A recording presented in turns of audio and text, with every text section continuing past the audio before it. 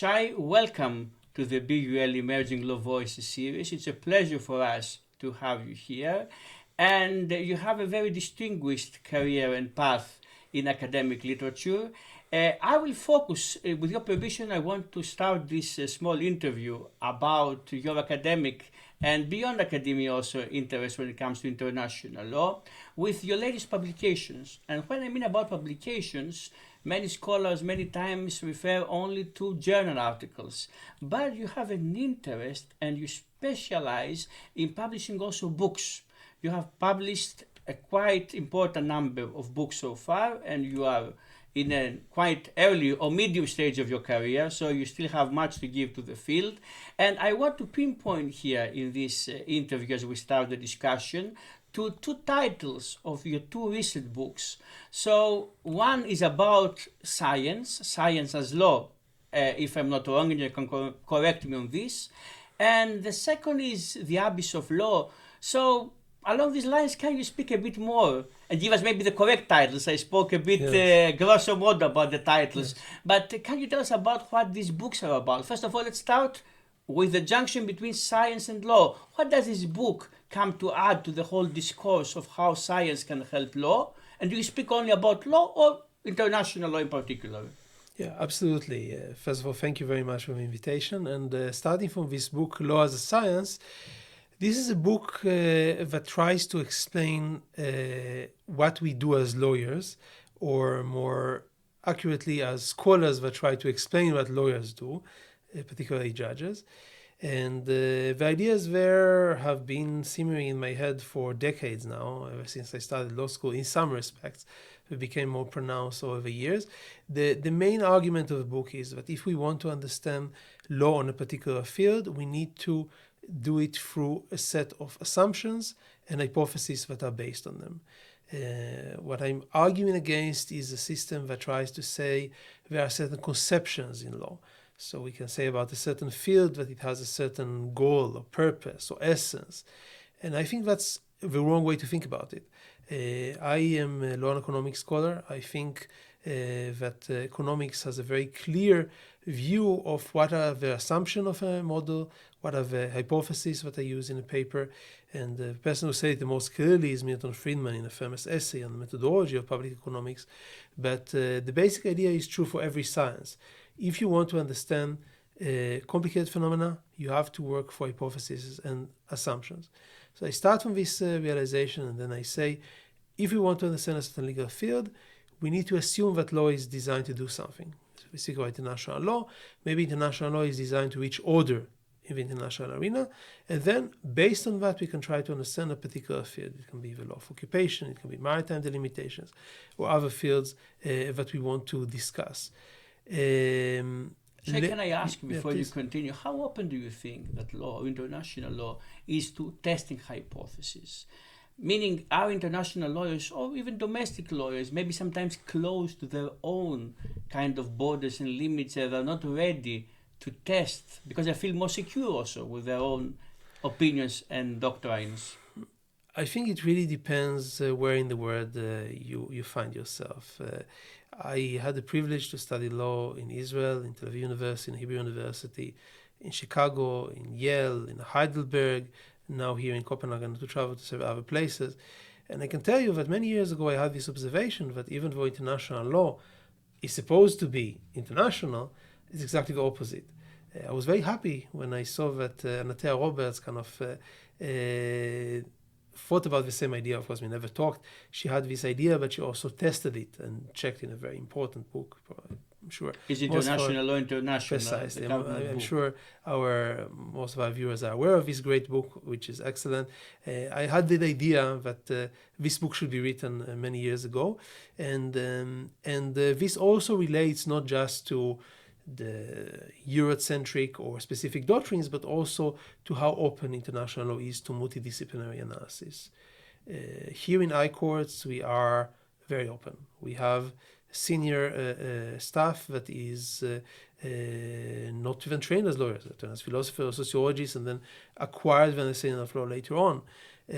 So we are very, very open for these discussions, and I'm very fortunate to be here.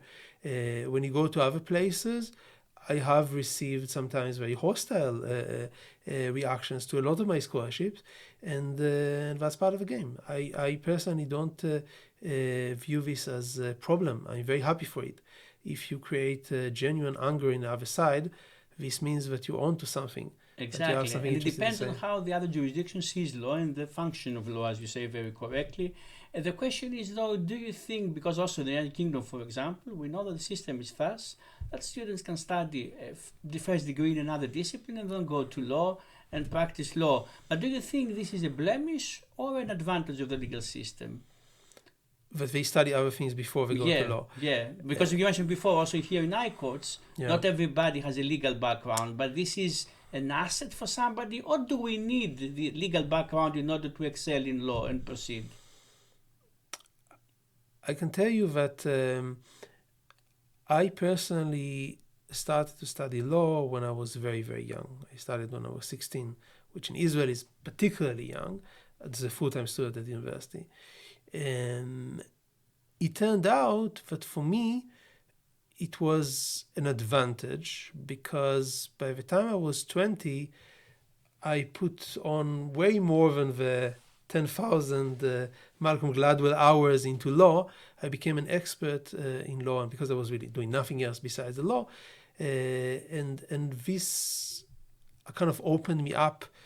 I felt competent to start to study a lot of different fields: sociology, philosophy, economics, history, psychology. I was really open for everything. I think that if people are not able to do that, then it is good to have some background in other subjects. The famous Jewish justice, Frankfurter, was once asked by a young child that said, I want to be like you. I want to be a professor at Harvard, to be a justice at the Supreme Court. What should I do? And he wrote to him, don't worry now about studying the law. Law is about the world. It's a perspective about the world. So if you want to be a good lawyer, you need to make yourself educated about everything. So read history, read novels. This will get you educated. When and where to do it, I think it depends on a lot of factors, on personality, on the type of culture you come from. But you need that. You need to be open. Shai, you said before that you started studying law in a very romantic age, as a teenager, the age of 16. Other people fell in love, and you fell in love also with law. Did law betray you? After all these years, do you feel that maybe you got a bit disappointed by the perceptions you had about law when you were 16 years old? My passion for understanding the law never declined. I think I can locate the moment when I started to think about the law very easily. I was, as a child, interested in everything. And I found an old book in my parents' house about Ottoman law. It was really kind of mixed, but I saw that there was some really, really strange discussions there. What happens if a man goes into a woman's toilet or something like this? And I saw this and I said, wow, I mean, it's a subject that I never knew about. And immediately I understood, already as 12 years old, if this can be in a book, then it connects to everything, because everything is relevant for the law. So if I study the law, I can study everything. I thought at first that I want to be a judge. This was my goal. When I did my mitzvah, I said I want to be a Supreme Court judge. And I was very clear about it and very, very focused. But then when I went to law school, they brought us to court on the very first week, which is something I recommend for everybody. And I saw what the judges were handling, and the task of running the show and interviewing witnesses. And I knew this wasn't for me. So then I focused on legal academia, and I was never disappointed. And if anything, every year that passes, I can see how broad we can be, how much we can interact with other subjects. Also, you have researched about law and economics. Yes. Here I have to ask you, again, coming from London, which is the cradle maybe of the capitalist society, law, as you described before, in the age of 16, you get the aspiration, the romantic aspiration, to study law for the reasons you stated. But economics seems to be a more kind of earth-grounded subject, a more kind of subtle, a more kind of flat subject, economics. The mathematics, it's not so much analysis of the legal world as we know it. And my question is, how easy is it to combine law and economics? If you think that law is economics, because I remember from my own experience at high school, I had a teacher who said everything is mathematics in life. Maybe he was correct, but is law mathematics? Is law something beyond mathematics? Assuming that economics is mathematics, unless economics is also something beyond mathematics. But you can tell me more on this.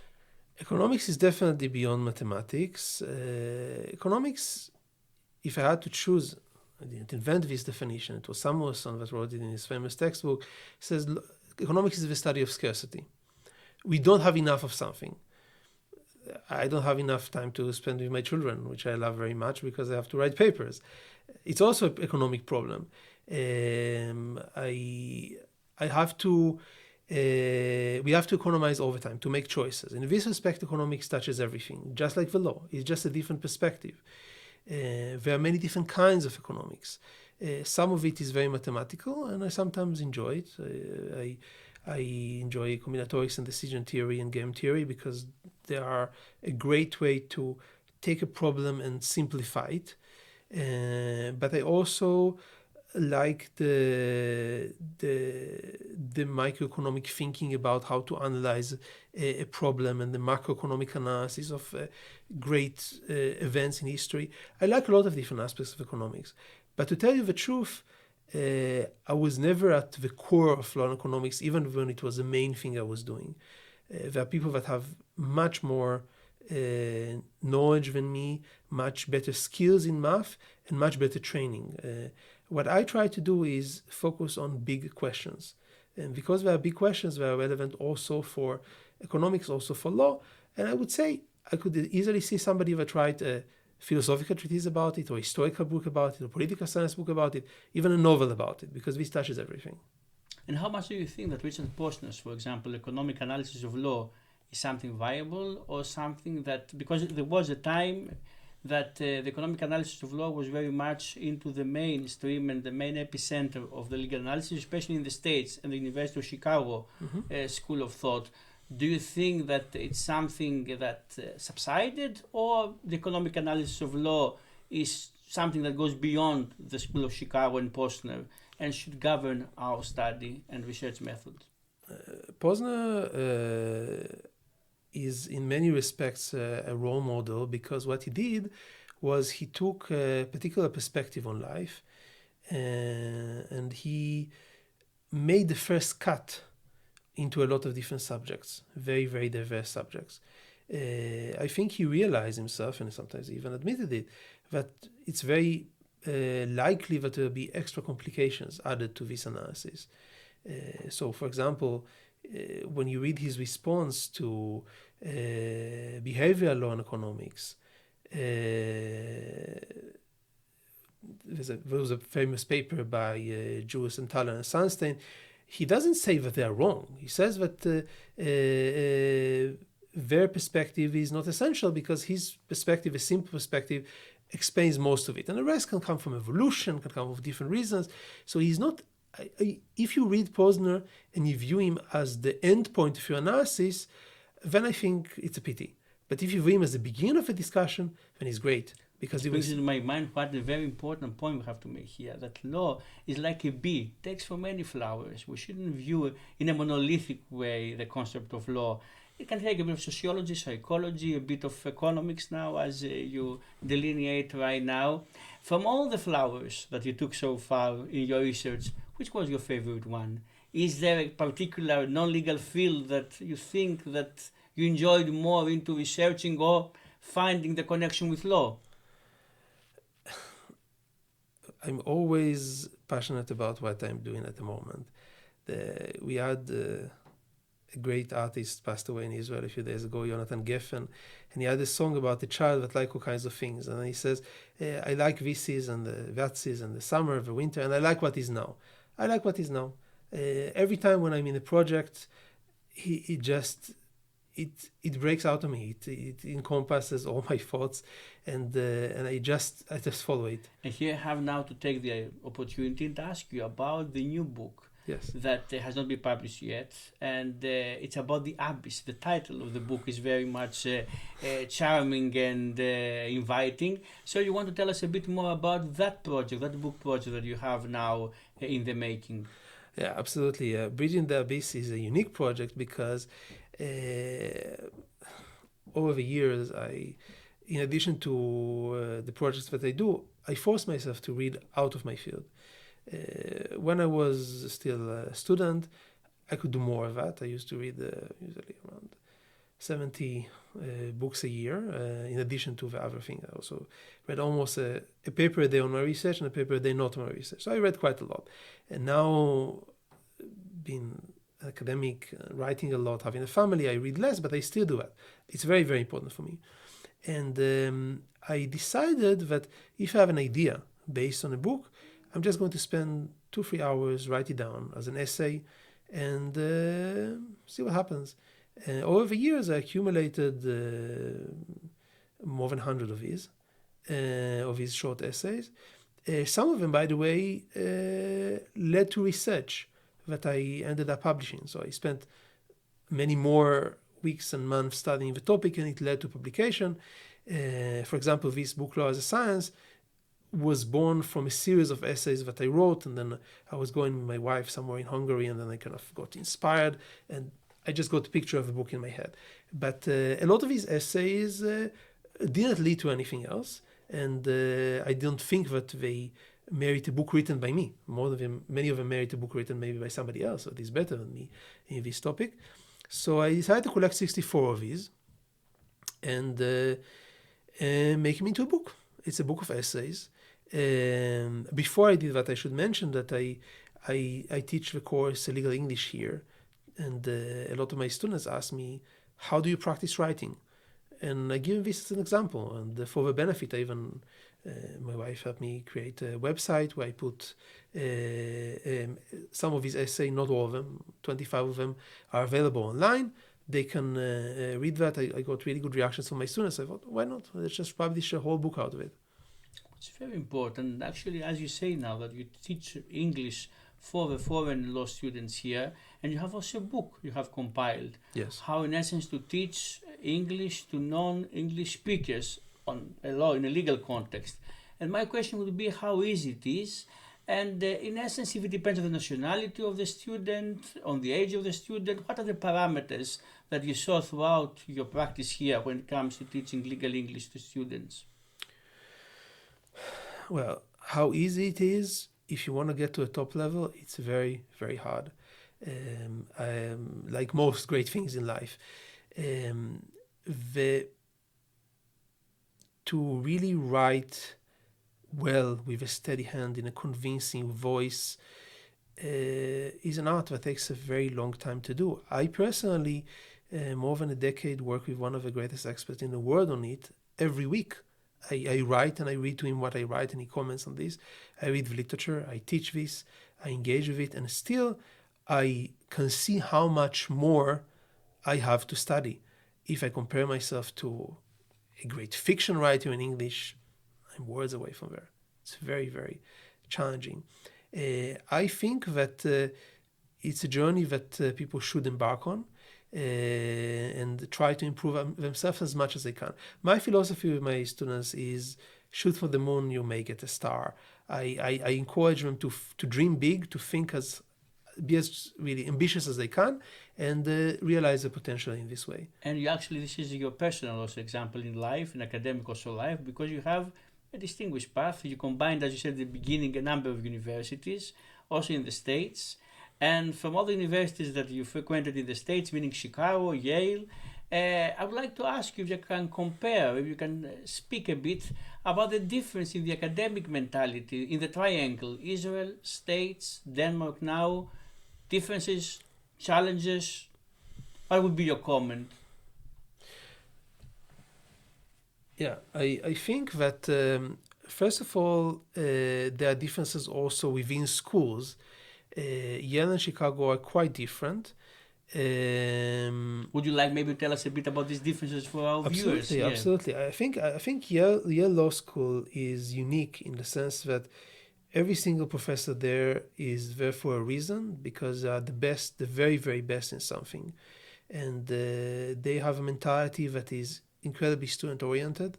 There are very few students, and students are treated with incredible respect, and they are very confident, they're very competent, they communicate with the teachers regularly. When I was at Yale, and this is coming as somebody that didn't even have an affiliation at a law school, because I had a Fox Fellowship, but didn't have any affiliation, I met with 9 different professors, very senior professors, for very long meetings, and all of them gave me their time freely, and many of them even helped me in addition to that. So it's a great experience if you want true mentorship by people that are absolutely the best in a particular part of the law or in a particular skill. Chicago is a very, very vibrant community. It's famous for its workshops. I used to go to a workshop almost every day, sometimes even more than once a day. And the work ethic is unbelievable. Everybody reads, including the people that are the most prolific in the world. They read, they prepare, they have incredibly precise comments. And for me, going to Chicago is something that trained me as a writer, because when I write, I hear Posner in one ear and Easterbrook in the other and Epstein in the other, and try to use what I know would be their comments to improve my writing. So these are the 2 schools that I went to that I think are the top of the top. And overall, the comparison between Denmark, Israel, and the States when it comes to academia? Yeah, I think that Denmark is... Let's start from the fact that it's one of the best places in the world, I think, to have a family, to have children. They have a great work-life balance. We have a faculty that is striving for excellence, so we are listened to, they are helping us. We have a faculty that is incredibly good in organization. We are organizing conferences, we are organizing visiting programs. Everybody that wants to visit ICOS can do that. We have a summer school for PhDs. We are very, very good at this. ICOS is the size of a mid-sized faculty in most countries, and this is just one out of several centers in the faculty. And here we are a very strong community. I have friends here that inspire me, that read my work, that I read their work. So we really work together. Very important also, as you say, collegiality and the Absolutely. ability to foster an environment to promote research. If you go to a faculty in Israel, in the US, so you have, let's say, 50 people, and if you study international law, maybe there are 2 or 3 that do that. Here, I have 50 people that do exactly the thing that I'm doing. Yeah, so imagine that I can go to several conferences a week about my topic. Every week you learn more about the topics that you write about. It's a huge advantage. It's really a multiplier of your strength in terms of your focus on your research. Indeed, the ICOT is a very important academic institution inside the University of Copenhagen here, and it's you are very lucky that you have the opportunity to work here. I can attest also personally here, as I came to visit and also render a paper. So, from my personal experience here, I saw that indeed the faculty does a very good job when it comes to international law. A last question that I would like to ask you, Shai, is about your book.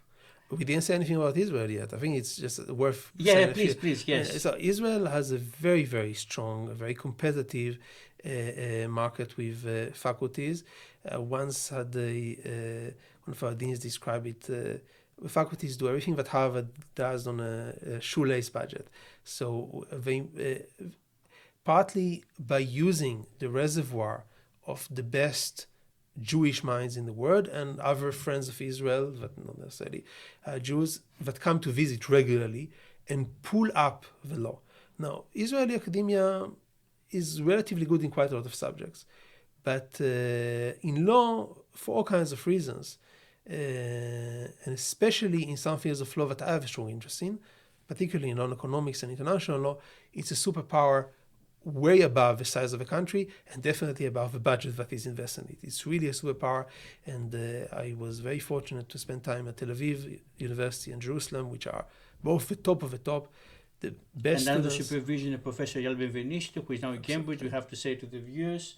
So indeed, as Shai says here, in Israel, always somebody can find important legal voices, especially in the field of international law. Shai, one last question, as I said before we close this very interesting, I hope also for our viewers here, interview. And the question has to relate to your book. Yes.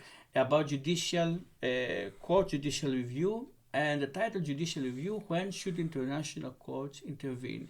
I will be provocative, and I will ask you, should the title be When Should International Courts Intervene, or When Should International Courts Not Intervene?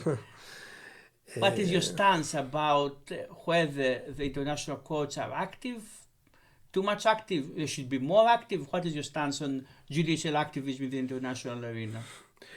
Should the title be Should International Courts Not Intervene?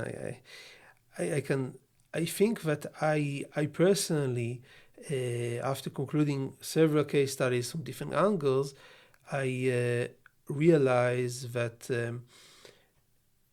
international courts have to contribute a lot to the world, and it's good that they intervene in a lot of issues. But sometimes deference can also be a source of power. In one of the symposia that I organized here in iCourts, I started with a story from Dostoevsky's Letters from the Underground, where there is a very deranged fellow, like a lot of Dostoevsky's characters, and he walks the streets every day in the city that he lives here, somewhere in grey Russia, and there's a very arrogant officer working in front of him. And every day he kind of feels the officer just goes straight back, doesn't even notice him, and he kind of sways to the side, and he feels very humiliated every day this happens. So every day he tells him, he says, no, I'm not going to do this. I'm going to just go like in a chicken game, in game theory, and he's going to move. And every day he does it, and every day he sways to the side. Until one day he becomes completely dejected. He says, I'm not going to do it. I'm not going to sway to the side. And he's so, depressed that he goes next to him with his shoulders down. But at the last second, he gathers enough strength, and then he actually bangs into him. And then he just sings Italian arias and is very happy. So I told this story because sometimes coming from a position of humility and a position of deference is a great source of power. Now, to demonstrate that, I use some kind of rational choice models to show how this is going to work.